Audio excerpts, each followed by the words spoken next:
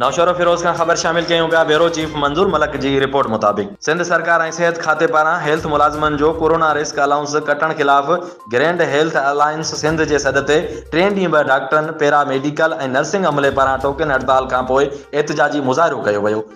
उन मौक़े ते अॻवाननि डॉक्टर अब्दुल फताह राजपत, डॉक्टर सिकंदर अली सुमरो, एजाज ममनाई, अलबेली सुमरो, लाला मूसा खान, अब्दुल रऊफ़ सुमरो, अशरफ कुरैशी, राहब ट्रगड़, बशीर बुरड़ो ऐं ॿियनि चयो त सेहत खाते जे मुलाज़िमनि कोरोना वारे वक़्त में पंहिंजे जानियुनि जा नज़राना ॾिना ऐं केतिरा ई डॉक्टर तोड़े ॿियो अमलो कोरोना जे मर्ज़ में फ़ौत थी विया।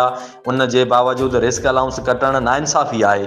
अॻवाननि चयो त हिन वक़्तु बरसात मुतासिर इलाइक़नि में मुलाज़िम पंहिंजा फ़र्ज़ सरअंजाम ॾियनि पिया बिना कंहिं सिक्योरिटी जे। पोलियो में लेडी वर्कर्स कमु कनि थियूं, जन खां बि ही रिस्क अलाउंस खसे संदन बचनि जे पेट ते लत ॾिनी पई वञे ऐं मुलाज़िमनि जे आंजनि खे वधाइण जी कोशिशि कई पई वञे। जेकॾहिं मुतालबा तस्लीम न कया विया त GHA जे हुकुम ते सूमर खां एहतिजाज जो नओं शेड्यूल जारी कंदासीं।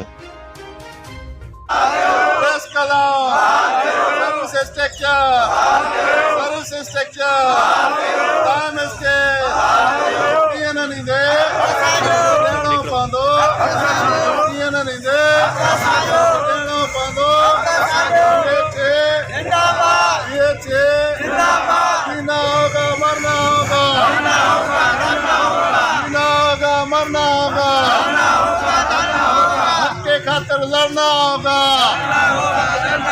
जीना होगा, मरना होगा, लड़ना पवंदो।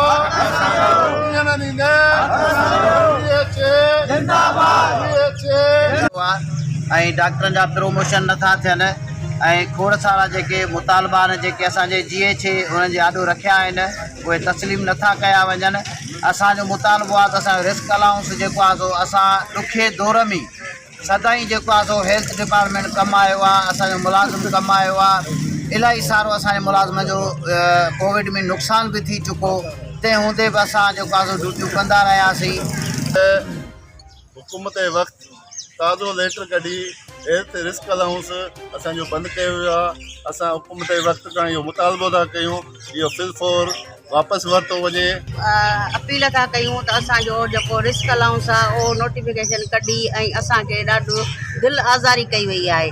हिन वक़्तु मींहं जे हिन ॿोॾि जहिड़ी सूरत में महांगाई जे दौर में असां फीसूं वेठा मुलाज़िम त उन में CM साहिबु ऐलान करे असांखे ॾाढी दिलि आज़ारी कई आहे। उन सां गुज़ारिश था कयूं त असांजो इहो नोटिफिकेशन जेको कढियो अथई रिस्क अलाउंस बहाल कयो वञे, असां मां बेचैनी ख़तमु कई।